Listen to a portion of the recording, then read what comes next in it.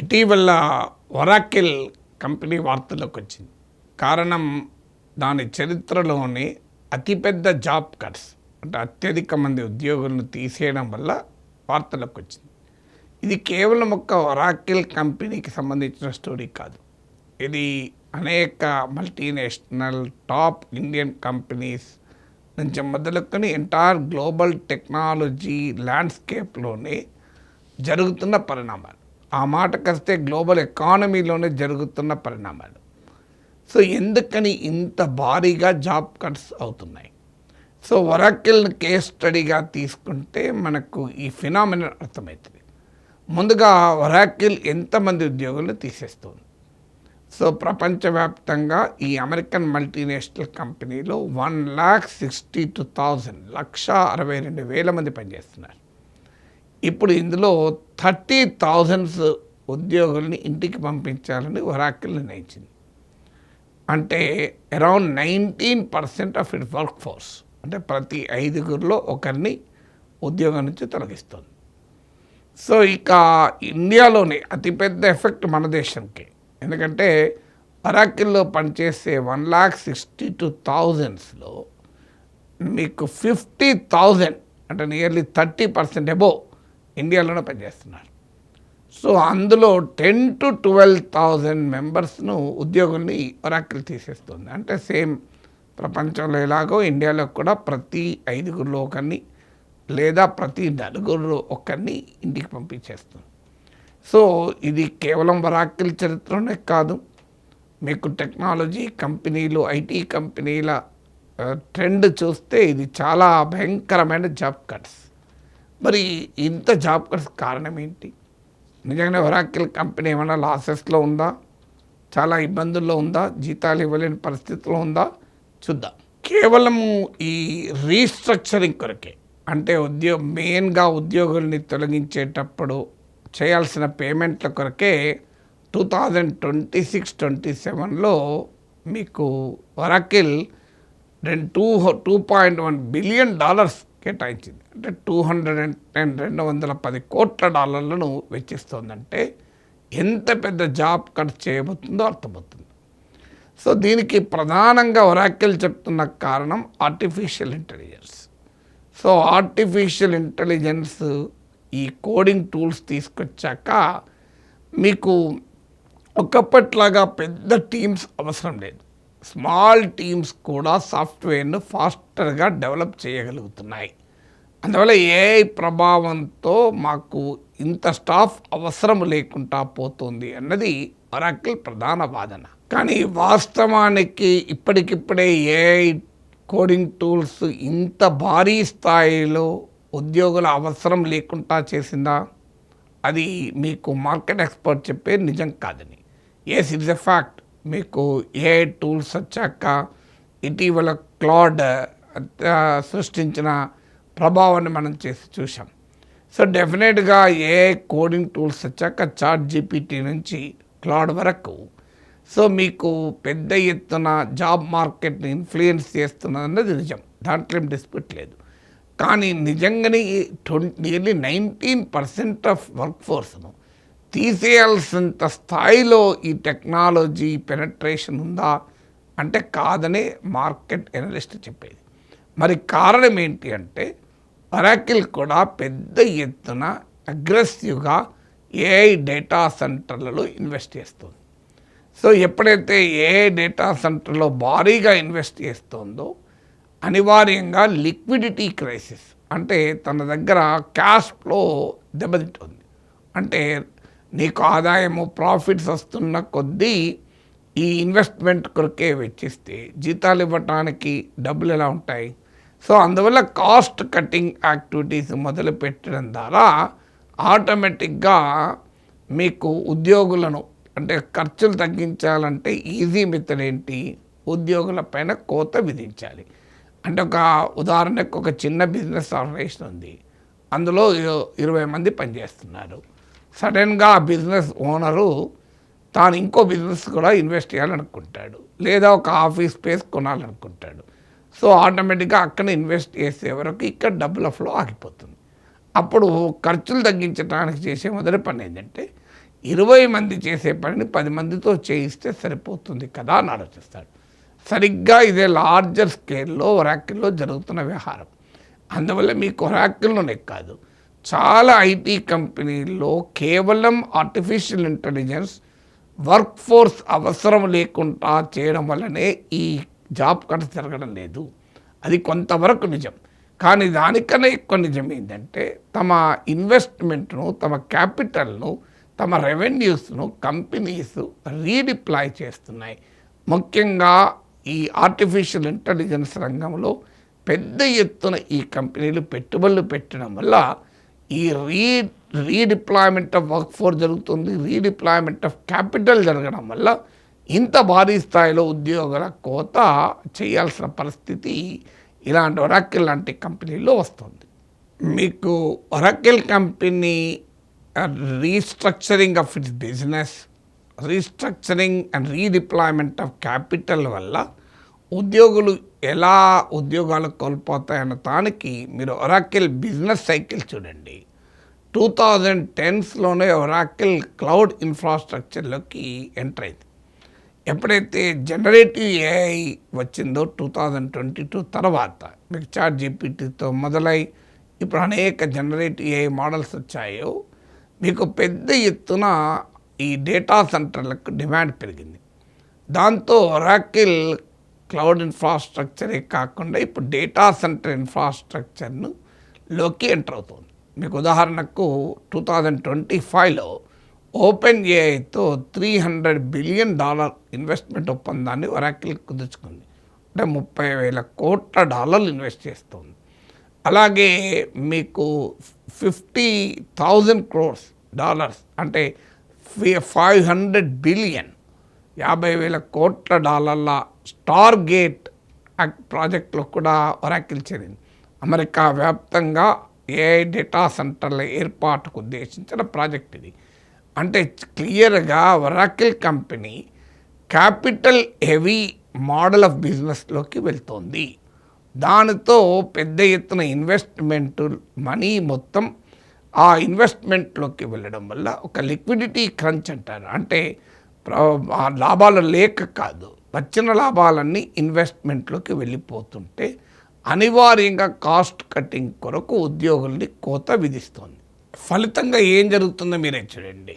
అంటే capital and investment heavy మోడల్ను Oracle take up చేసి ఎంప్లాయీస్ని తగ్గించుకోవడం వల్ల ఆటోమేటిక్గా స్టాక్ మార్కెట్లో ఇన్వెస్టర్ కాన్ఫిడెన్స్ పెరిగింది. నిజంగానే ఒరాకిల్ ఆఫ్ బిజినెస్ సరిగా లేక దెబ్బతిని ఉద్యోగుల్ని తొలగిస్తే ఇలా జరగదు కదా. దానికి ఉదాహరణే ఒరాకిల్ స్టాక్ 2025 బిగినింగ్లో $145 ఉండే ఒరాకిల్ స్టాక్ వాల్యూ. అది ఏకంగా 2.5 టైమ్స్ పెరిగింది బై సెప్టెంబర్ 2025.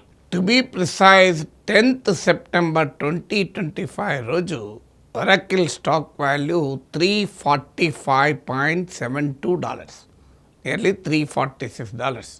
చూడండి, విత్ ఇన్ మంత్స్ $145 నుంచి ఏకంగా $345 పెరిగింది. ఇదేదో పెద్ద ఎత్తున ఏఐ ఇన్వెస్ట్మెంట్లో ఒరాకిల్కి లాభాలు వచ్చాయా అంటే కాదు.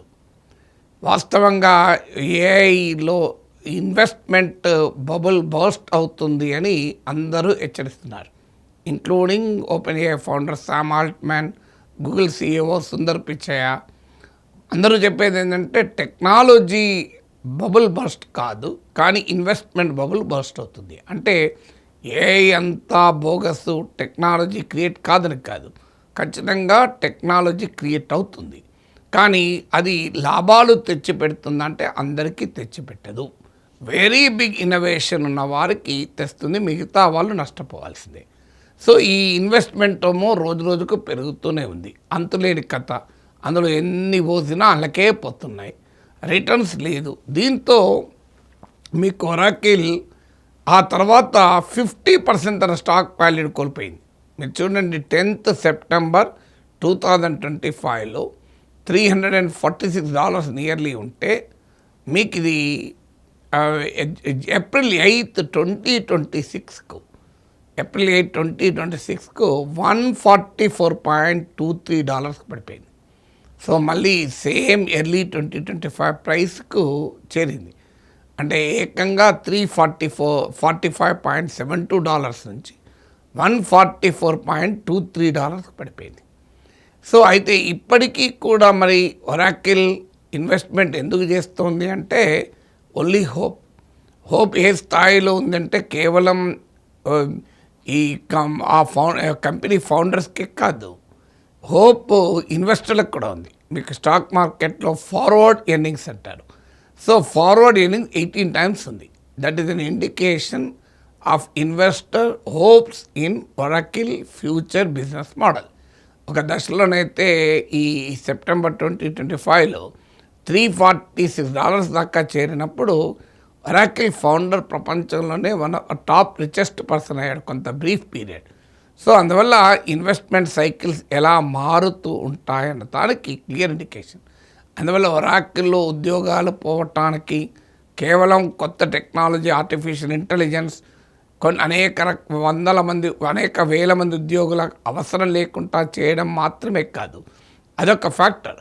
కానీ దానికన్నా ముఖ్యమైన ఫ్యాక్టర్ ఏంటంటే బిజినెస్ ప్రియారిటీస్ మారి క్యాపిటల్ రీడిప్లాయ్మెంట్ అవుతున్న క్రమంలో, మార్కెట్ ఒడిదుడుకులు ఎదుర్కొన్న సమయంలో, ప్రాఫిట్ హోప్స్తో ఇన్వెస్ట్మెంట్ చేస్తున్న సమయంలో ఇక కాస్ట్ తగ్గించుకోవాలంటే ఉద్యోగుల్ని ఇంటికి పంపించడమే మార్గమని ఒరాకిల్ లాంటి కంపెనీస్ భావిస్తున్నాయి. మీరు అడగచ్చు, సార్ మరి ఒరాకిల్ గురించి మీరు చెప్తున్నారు, సహజంగా ఏ కంపెనీలోనైనా అది ఎక్స్పాండ్ అవుతున్న కొద్దీ బిజినెస్ డైవర్సిఫై చేస్తారు, కొత్త బిజినెస్లో కొత్త ఇన్వెస్ట్మెంట్ ఆపర్చునిటీలు ఇన్వెస్ట్ చేస్తూనే ఉంటారు. దిట్ ఈస్ ద సహజం కదా కంపెనీస్లో మీరు అనొచ్చు. దానివల్లనే ఉద్యోగులు తీసేయాల్సి వస్తుందా అంటే మీరు ఒరాకిల్ క్యాపిటల్ స్పెండింగ్ చూడండి. క్యాపిటల్ ఎక్స్పెండిచర్ అంటే ఇది టు దట్ క్యాపిటల్ అంటే రొటీన్ ఎక్స్పెండిచర్ కాకుండా మీకు ఇన్కమ్ జనరేటింగ్ ఎక్స్పెండిచర్ అంటే కొత్తగా ఇన్వెస్ట్మెంట్ చేయడము, మీకు కొత్తగా చేసే యాక్టివిటీని క్యాపిటల్ స్పెండింగ్ అంటారు. సో ఈ క్యాపిటల్ స్పెండింగ్ ఎంత పెరిగిందో చూస్తే మీకే అర్థమవుతుంది అబ్నార్మల్ క్యాపిటల్ పుష్ ఏ రకంగా ఉద్యోగులకు ఒక భయంకరమైనటువంటి అనుభవంగా మిగిలింది. సో ఒరాకిల్ 2024 ఫైనాన్షియల్ ఇయర్లో క్యాపిటల్ స్పెండింగ్ $6.9 billion, $690 crore. ఏకంగా మీకు 2025 ఫైనాన్షియల్ ఇయర్లో ఇది 3 times కన్నా ఎబో పెరిగింది. 300% ఇంక్రీజ్ వన్ ఫైనాన్షియల్ ఇయర్లో, $21.2 billion అంటే $212 crore పెరిగింది. 690 crores నుంచి ఏకంగా 2120 సార్ 212 కాదు 21.2 బిలియన్స్ అంటే 1 బిలియన్ 100 కోట్లు అంటే 2120 crore పెరిగింది ఇన్వెస్ట్మెంట్. సో ఇంత 300% పెరిగింది. ఇప్పుడు 2026 ఫైనాన్షియల్ ఇయర్ అయితే ఏకంగా ఒరాకిల్ తన క్యాపిటల్ స్పెండింగ్ను $50 billion పెంచింది. అంటే $5,000 కోట్ల చేయబోతుంది. వాస్తవంగా ఇది $35 billion అనుకున్నారు, దాన్ని రివైజ్ చేసి $50 billion చేశారు. అంటే మళ్ళీ 2.5 times పెరుగుతుంది. చూడండి, మీరు 24తో పోలిస్తే 25లో మీకు 3 times ఎక్కువ క్యాపిటల్ స్పెండింగ్ చేశారు. 25 నుంచి 26లో 2.5 times మరింతగా పెంచారు. ఇంత భారీగా క్యాపిటల్ పుష్ అయ్యాక ఇక కంపెనీకి ఉద్యోగుల జీతాలు ఇవ్వడానికి డబ్బులు ఎక్కడికి మిగులుతాయి? సో నేను మీకు ఈ ఒరాకిల్ స్టోరీలో చెప్పిన అంశం ఏంటి? సో నిజంగానే బాగా క్యాపిటల్ ఉండి సర్ప్లస్ ఫండ్స్ ఉండి ఇన్వెస్ట్ చేస్తే ఉద్యోగులను తొలగించాల్సిన అవసరం ఉండదు. కానీ వాస్తవంగా ఒరాకిల్కు ఆ రకంగా లేదు. మీరు ఇప్పుడు అమెజాన్, గూగుల్, మైక్రోసాఫ్ట్, మెటా ఉంది, వాళ్ళు కూడా పెద్ద ఎత్తున ఏఐలో ఇన్వెస్ట్ చేస్తున్నారు. కానీ వాళ్ళు కూడా కొంత ఉద్యోగులను తొలగించిన ఒరాకిల్ స్థాయిలో 19% ఆఫ్ వర్క్ ఫోర్స్ ఇంటికి పంపలే. కారణం ఏంటంటే వారి దగ్గర ఆపరేషనల్ క్యాష్ ఫ్లోస్ ఉన్నాయి, అంటే వారి దగ్గర డబ్బులు ఉన్నాయి, ఫండ్స్ ఉన్నాయి, ఆ ఫండ్స్ను ఇన్వెస్ట్ చేస్తున్నారు. కానీ ఒరాకిల్ దగ్గర ఫండ్స్ లేకపోయినా ఇన్వెస్ట్ చేస్తున్నారు. మీకు ఉదాహరణకు Oracle debt to equity ratio 500%. అంటే అప్పుల మీద ఏ రకంగా ఆధారపడి ఎక్స్పాన్షన్ చేస్తున్నారో దీనికి ఉదాహరణ. ఇందుకు భిన్నంగా మీకు చాలా పెద్ద కంపెనీలు అమెజాన్, మైక్రోసాఫ్ట్. అమెజాన్లో డెట్ టు ఈక్విటీ రేషియో 50%, మైక్రోసాఫ్ట్లో డెట్ టు ఈక్విటీ రేషియో 30%. అంటే ప్రతి కంపెనీ అప్పులు చేస్తుంది, ప్రతి వ్యాపారి అప్పులు చేస్తాడు. కానీ 100 కోట్ల వ్యాపారం ఉన్నవాడు 50 కోట్ల అప్పు చేసిన వేరు, 50 కోట్ల వ్యాపారం ఉన్నాడు 100 కోట్ల అప్పు చేసిన వేరు. ఇప్పుడు జరుగుతున్నది ఏంటంటే 100 కోట్లు కాదు, 50 కోట్ల వ్యాపారం ఉన్నవాడు ఏకంగా 250 కోట్లు 300 కోట్ల వ్యాపారం చేస్తున్నాడు. అంటే అప్పుల మీద ఆధారపడి ఇన్వెస్ట్ చేస్తున్నాడు. మీకు గుర్తునే ఉంటుంది, రియల్ ఎస్టేట్ బూమ్ వచ్చినప్పుడు, అలాగే హర్షద్ మెహతా టైంలో స్టాక్ మార్కెట్ బూమ్ వచ్చినప్పుడు మన కుటుంబాలలో మన చుట్టూ ఉన్న వాళ్ళ అనుభవం, పెద్ద ఎత్తున అప్పులు చేసి ల్యాండ్ కొన్నారు, భూములు కొన్నారు. పెద్ద ఎత్తున రియల్ ఎస్టేట్ క్రాష్ కావడంతో ఒక్కసారిగా దివాలా తీశారు. అలాగే మీకు స్టాక్ మార్కెట్లో భారీగా హర్షద్ మెహతా స్కాన్ టైంలో పెరుగుతుంటే చాలామంది ఇన్వెస్ట్ చేశారు, అప్పులు తెచ్చి ఇన్వెస్ట్ చేశారు, దెబ్బతిన్నారు. అంటే డబ్బులు ఉన్నవాడు ఇన్వెస్ట్ చేస్తే ఓపిక్గా వెయిట్ చేయగలడు, కానీ అప్పులు చేసి ఇన్వెస్ట్ చేస్తే సివియర్ ప్రెషర్ వస్తుంది. సరిగ్గా ఒరాకిల్ ఒక గెస్ వర్క్తో, అంటే ఏఐ రంగంలో అద్భుతాలు జరగబోతున్నాయి, అందులో ఇన్వెస్ట్ చేస్తే భారీగా లాభాలు వస్తాయి అనే హంచ్తో ఇన్వెస్ట్ చేస్తుంది. Nobody knows what will happen. అది కూడా అత్యధికంగా ఇన్వెస్ట్మెంట్ ఒకే ఒక్క కంపెనీ ఓపెన్ ఏఐలో చేస్తుంది. సో ఆ ఒక్క కంపెనీ కనుక ఫెయిల్ అయితే ఒరాకిల్ కంప్లీట్ కొలాప్స్ అవుతుంది. 10 కంపెనీలు చేయాలి, లాభం వస్తే మామూలుగా ఉండదు ఒరాకిల్ ప్రాఫిట్స్. సో ఆ రిస్కీ గేమ్ ఒరాకిల్ ఆడుతోంది.